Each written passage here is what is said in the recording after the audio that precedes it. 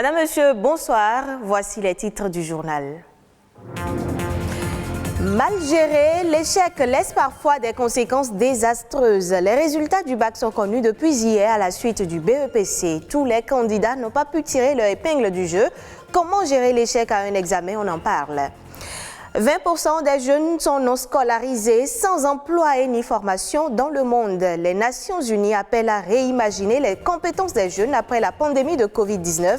C'est à l'occasion de ce 15 juillet, journée qui y est dédiée. Et puis le conte, on en parle, un véritable art qui relate des récits dans le but d'instruire et distraire ceux qui écoutent. Même s'il est en voie de disparition, le conte occupe une place importante dans la société. 64,42%, c'est le taux national d'admissibilité des candidats au baccalauréat 2021. Les résultats sont disponibles depuis hier sur la plateforme électronique e-Résultats. Les admis au bac sont donc connus. Pareil pour ceux qui n'ont pas pu tirer leur épingle du jeu. Deux catégories d'individus se distinguent à la suite de la proclamation des résultats d'un examen scolaire. De la joie pour ceux qui ont réussi, de la tristesse pour les candidats qui ont échoué. Ces derniers, selon les recommandations de spécialistes, doivent faire l'objet d'accompagnement moral et psychologique de la part des proches. Ce reportage à suivre traite du sujet. On regarde. Pleurs et désolation, ce sont là des émotions qui cohabitent avec les cris de joie à l'annonce des résultats des examens en général. Un ensemble de réactions justifiées. Ce n'est pas facile. Le candidat qui échoue n'est pas bien dans sa peau, n'est pas bien dans sa tête. Il a peur du jugement des autres. J'ai été au BPC 3 fois et j'ai été au bac 3 fois.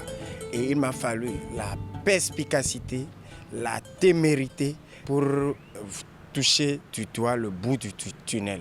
C'est un genre de témoignage que seuls ceux qui ont réussi à surmonter leurs échecs peuvent rendre. Et parlant du bout du tunnel, tous ceux qui échouent à un examen ne l'atteignent forcément pas. Il peut y avoir le sentiment de « je ne suis plus utile ». Et parce que je n'ai pas donné le meilleur de moi, même parce que les parents ont mis tout leur espoir en moi et là, je les ai déçus. Et donc, parce que je ne veux pas faire face à cette déception, il peut y arriver des cas de suicide. C'est dramatique, c'est dommage qu'on en arrive là. C'est pour ça, lorsqu'il y a échec, il faut forcément qu'il y ait accompagnement. Autre conséquence, non moins désastreuse, l'échec consacre parfois aussi le retrait de l'apprenant du cursus scolaire. Ce n'est pas parce que l'enfant a échoué la première année qu'il faut forcément le sortir du système. Quand on échoue, il faut pouvoir se dire oui, j'ai échoué, quelles sont les causes de mon échec? Et par conséquent, il faut que je sache que l'année à venir, je dois donner le meilleur de moi-même pour pouvoir réussir à mon examen. C'est une thérapie qui donne toujours de résultats. Aujourd'hui, je suis titulaire d'un Master 1 en communication, d'une licence professionnelle, tenez-vous tranquille, de l'École nationale d'administration et de magistrature. Et je suis aussi titulaire du DUG en droit. Je ne compte pas m'en arrêter là, mais pour quelqu'un qui n'a eu d'assistance que celle de Dieu, je pense qu'il faut louer le Créateur. C'est la volonté qui vous aide. La volonté qui amène à identifier ses faiblesses et à se relever, sans oublier, à côté de ceci, l'accompagnement des proches. Le processus de l'apprentissage, ce n'est pas si facile qu'on le croit. Les enfants qui y arrivent, c'est tant mieux, bravo. Mais ceux qui ont des difficultés, on doit forcément continuer par les motiver, les aider pour qu'ils puissent sortir la tête de l'eau. L'échec est un passage transitoire qui prépare au prochain succès, disait un auteur.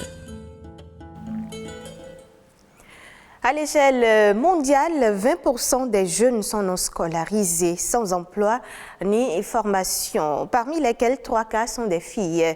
Le déclin de l'emploi causé par la crise de Covid-19 n'a pas été compensé par le rendement de l'éducation et de la formation. Pour parer au plus pressé, les Nations Unies appellent les États à réimaginer les compétences des jeunes après la pandémie en ce 15 juillet, date consacrée à la célébration de la Journée mondiale des compétences des jeunes. Chefs d'entreprise et professionnels en ressources humaines en parlent dans ce reportage de Rodrigue Blondoumain et Patrick Adiagodjou. Josaphat est patron d'une jeune entreprise de communication et de production audiovisuelle. Aujourd'hui, il est de plus en plus à l'affût de nouvelles compétences dans le numérique pour mieux exploiter les opportunités que lui offre l'après-Covid-19. Je suis vraiment satisfait des compétences qu'il y a autour de moi. J'ai tout fait pour m'entourer des professionnels, mais avec l'avènement du Covid, en plus de ce que nous faisons déjà comme communication, ce que nous faisons déjà comme travail, il fallait aller maintenant vers la communication digitale. C'est-à-dire avoir maintenant en termes de compétences quelqu'un qui s'occupe réellement des réseaux sociaux. Ça fait partie même des défis de notre société actuellement. Trouver le profil idéal du demandeur d'emploi qui a la compétence recherchée, un nouveau défi pour les entreprises. Si en milieu professionnel, l'adéquation compétences et emploi est à la pointe des priorités, les recruteurs sont aujourd'hui sensibles à l'agilité numérique des candidats à l'emploi. On doit réinventer les compétences et les adapter aux besoins d'aujourd'hui. Aujourd'hui, tout est digitalisé et donc si vous n'avez pas cette compétence, en plus de la compétence de base que vous avez, il y a fort à parier que vous ne pourrez pas intégrer le marché du travail. La compétence aujourd'hui exige un ensemble d'autres choses que ce que nous avons appris par le passé. Avant, on était géographe, historien et tout, mais aujourd'hui, on sera géographe numérisé. Si l'on ne peut pas utiliser l'outil numérique pour faire sa géographie, son histoire, son anglais ou son droit, on pourra passer à côté du marché de l'emploi. D'ailleurs, elle s'impose à nous. Si nous ne l'inventons pas, eh bien, nous l'avons subi. La compétence est une notion star. Selon ce professionnel en ressources humaines, tout demandeur d'emploi doit aujourd'hui savoir tirer parti du digital. Maîtriser cet outil serait un avantage pour les jeunes en quête de travail. On maximise sur le digital, on maximise sur le virtuel. Ça veut dire quoi? Ça veut dire qu'il y a certains métiers, surtout les métiers digitaux, dans lesquels les gens ils doivent se spécialiser, ils doivent aller au sommet de la spécialisation. C'est-à-dire qu'on veut que la personne qui est là, qui travaille, ait un certain nombre d'autres compétences transversales qui lui permettent d'être autonome dans la mesure du possible. Ça veut dire qu'il y a des spécialités qu'on doit réformer. Ce qui est certain, le monde du travail ne sera plus le même après le Covid-19. Réinventer et adapter les compétences des jeunes aux exigences socio-économiques actuelles serait une chance pour les pays en développement de renforcer la résilience des jeunes face à la crise de l'emploi. Madame, Monsieur, l'art oratoire est le moyen à travers lequel celui qui l'exerce transmet des sentiments et des émotions. Il met un point d'honneur sur la culture et les problématiques de la société. Jadis utilisé par nos aïeux pour se divertir tout en éduquant, le conte est petit à petit en train de disparaître. Pourtant, nul n'ignore son importance. Boris Agossadou, ingénieur culturel, revient ici sur le rôle et la place des arts de l'oralité au sein de la société. Il est au micro de François d'Assise et Enoch Gauguin. Les arts oratoires, c'est tout ce qui est en rapport au récit, à la voix. C'est l'art de communiquer, de transmettre, n'est-ce pas, une conviction, une idée, à travers la voix, à travers les gestes, à travers les émotions.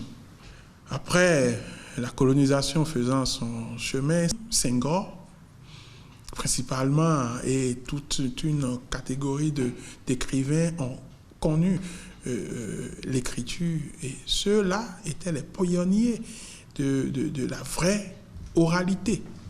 Parce que c'est eux qui ont transcrit. C'est eux qui ont remis ce que les anciens disaient, voilà, c'est eux qui ont mis ça dans des bouquins. Le rôle de l'art oratoire, c'est comme tout art. C'est de changer des comportements, n'est-ce pas?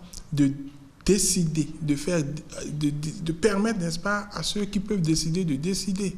C'est de développer, c'est de changer, n'est-ce pas, des méthodes de vie, des comportements de vie, d'adopter des bonnes pratiques. Ils ont toujours à la fin ou au début une leçon de morale. Une leçon de morale. Et quand vous écoutez vous suivez cette leçon, alors là, vous changez. Au moins, vous vous rappelez qu'il y a telle chose qui a été dite à un moment donné par tel orateur. Le conteur, il peut, sur des faits de société, peut se décider, n'est-ce pas, de parler, par exemple, de ceux qui brûlent le feu, ou ceux qui ne s'arrêtent pas au feu, voilà, vous comprenez, ceux qui urinent en pleine rue, vous voyez, ceux qui, voilà. Donc, forcément, ceux qui s'y intéressent et s'y collent changent. Je vous propose à présent un tour d'horizon de l'actualité internationale avec aux commandes Ulvaeus Balogun.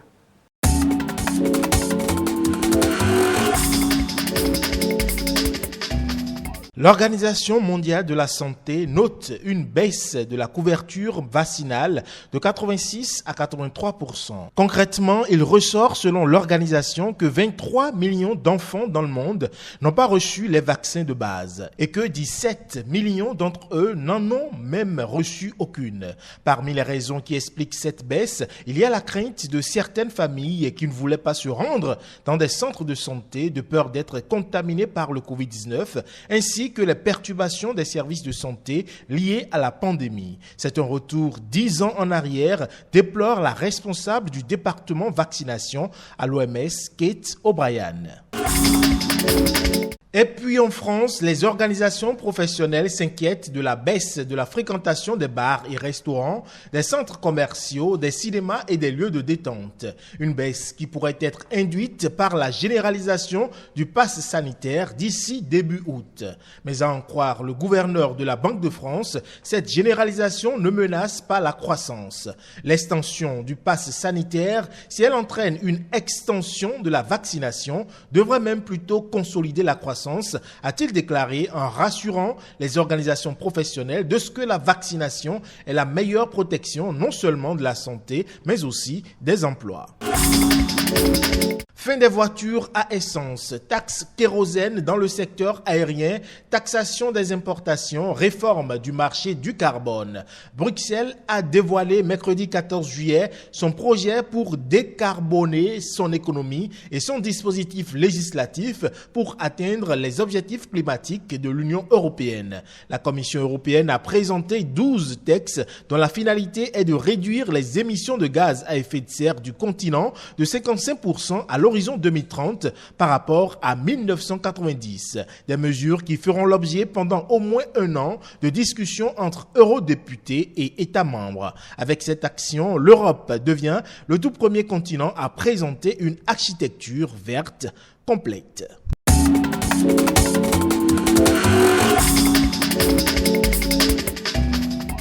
C'est sur cet élément que prend fin cette édition, disponible en replay sur le site web de l'ORTB, www.ortb.bj. Merci de nous avoir suivis.